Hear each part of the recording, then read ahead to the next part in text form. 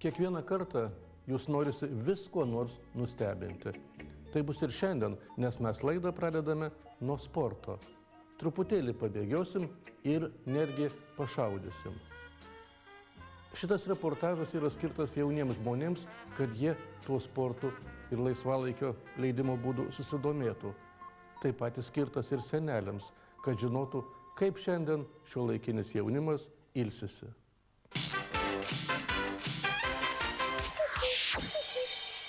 Šiaip jau mūsų žiūrovas, mes esame tikri, kad jūs pažįstame, nėra pratęs ekrane matyti uniformuotų ar ginkluotų herojų ir taip pat niekuomet nepratinome jo prie šaudyklos garsų. Tad kasgi turėjo atsitikti, kad šiandien tai darome? Ogi viskas paprasta labai, kiek metų jums bebūtų, bet pabandėte, tai jau ir toliau nesitraukėte nuo interneto.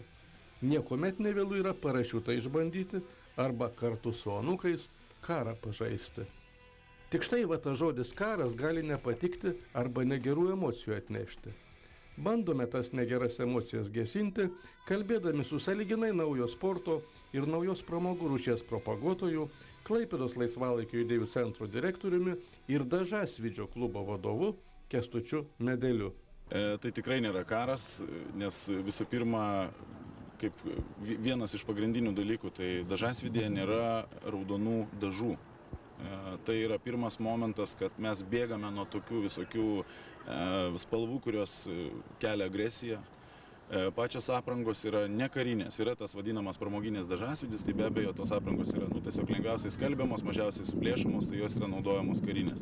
O sportiniam Dažasvydy yra ryškios, gražios aprangos. Na kaip ten bebūtų, visi pasaulio žinynai rašo, kad prieš 20 metų Amerikoje gimęs sportas yra militaristinio stiliaus pramoga. Ir šalia pabrėžiama, gali žaisti vyrai, moteris ir paaugliai. Pripučiamos figūros aikštelėje užuovėja nuo šūvių, o toliau kova su savo taktika ir strategija. Tai žaidimas ir sportas kartu, lavinantis sugebėjimą akimirksniu priimti sprendimą, panaikinantis psichologinę įtampą ir pasąmonėje kaupiamą agresiją. Jaunimo turnyro Klaipėdoje dalyviai teigia, ir nesuprasi rimtai ir juokaudami jie tai sako, kad jei kamuoliukų šaudymo įranga būtų laiku visuomenė išdalinta, tai nebūtų reikėję iš naujo stiklinti daugybės Seimo langų. Atskleisime ir vieną kitą taktikos subtilybę.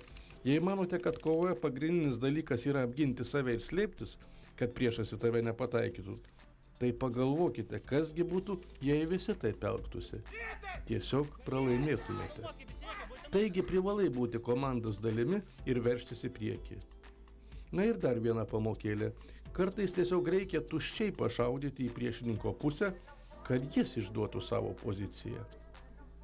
Iš kitų sporto šakų Dažasvydis išsiskiria ir tuo, kad tai itin komandinis ir itin demokratiškas sportas. Nes kartu gali rungtis ir paaugliai, ir seneliai, ir vyrai, ir moteris, ir liekni su apkūnesniais. Dabar tęsime pokalbį su šaulia sportininkė Veronika. Ar neatrodo jums, kad tai labai vyriškas užsiėmimas? Kartais atrodo, bet vis tiek tai labai pritraukia, suteikia daug džiaugsmo ir tiesiog poilsis geras. O tai savo prigimtim jūs kas esat? Medžiotoja gal?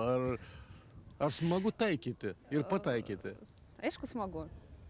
Ypač smagu dėl to, kad tai yra šeiminė pramoga, tai šansas praleisti laisvalaikį kartu su vyru, kartu pailsėti ir kažkaip pailsėti nuo kasdienybės. Tai, kas jūsų rankose, aš visą laiką vadinu tai šautuvu, bet jūs turbūt nevadinot šautuvu. Jis vadinasi markeris. Taip.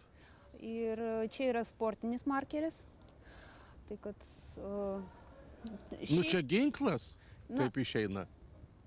Galima sakyti, kad ir ginklas, bet Dažasvydyje ginklas yra vadinamas markeriu ir niekas nepriskaito jo, kol kas Lietuvoje bent jau, jis nėra skaitomas ginklu.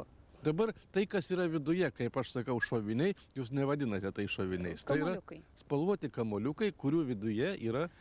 Yra dažai. Vandens pagrindu, tai kad tie dažai lengvai nusiplauna, nėra bėdos išskalbti aprangą. Tai... Išsiskalbė? Taip, išsiskalbė. Jūsų yra graži kepurėlė, bet čia ne dėl grožio. parodykite, kaip jūs užsidengėte nuo tų kamuoliukų. Tai sekundėlę. Taip. Ir būna, kada į tą stiklą pataiko. Taip būna.